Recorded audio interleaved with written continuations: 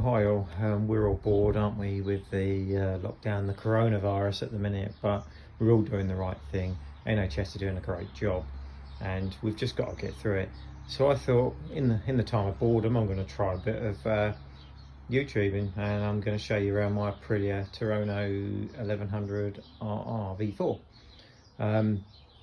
There's a lot of talk about should you get one, shouldn't you get one, the reliability and everything else, but I have to say I've had no problem at all. Absolutely fantastic, great power, no reliability issues at all. They talk about the front end not really having much wind protection, but the wind protection never really had a problem. Yeah, when you get up to about 160 you do get flicked around a bit, but you know, you don't want to be doing them speeds all the time anyway, do you? Overall the bike's a really nice bike. I've always ridden sports bikes, super sports bikes, BMW S1000, Ninjas, etc., and always loved them, but come to the stage where I was getting a little bit older, wanted something a little bit more comfortable, and this is actually more comfortable than I've ridden. Went for a 260-mile ride the other weekend with a couple of mates. An absolutely fantastic ride. You know the bike's got a lovely dash, not as nice as the 2019 model, you know, but that gives you everything you need. It's got all the controls on it, it's got all the toys on it, it's got all the sports modes on it.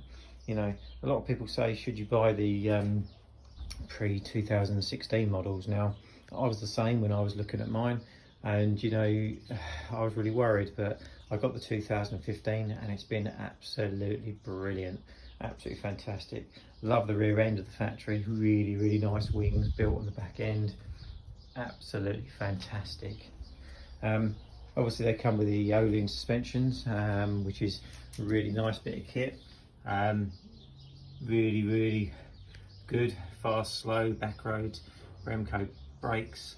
I have fitted some additional protection for the oil cooler and radiator because they are very exposed, so I have fitted them myself.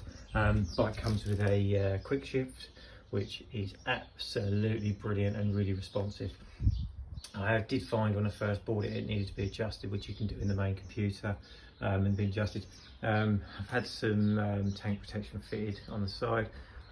Actually going to be looking at doing some touring on it this year. Going to go over to Spain, hopefully once we get released and the lockdown's done. So I'm going to be doing some touring around Spain. So let's have a quick look at the dash and bits and pieces. So this hasn't been started for a while actually, because it's been sitting on the Optimate in the garage. So let's see what she does.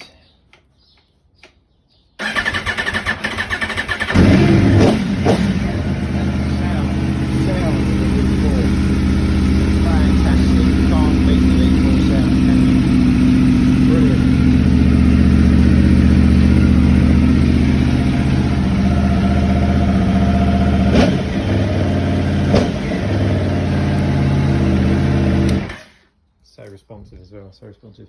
Got the Corsa tyres on it. Now these tyres are very sticky and you won't slide off with these on. The only thing is, going in a straight line for a while, you are going to need a new set of tyres around 1500 miles, you know, so you want to think about that as well. Apart from that guys, would I recommend a 2015 Aprilia Tuono?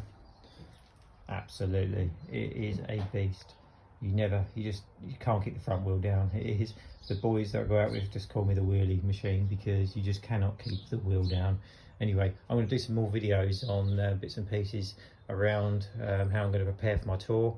Keep watching, and how I'm going to prepare for my tour, how to fit the luggage on, etc, which is another question I was asking continually before I bought this bike. But would I buy one? Yes, absolutely guys, go and get one.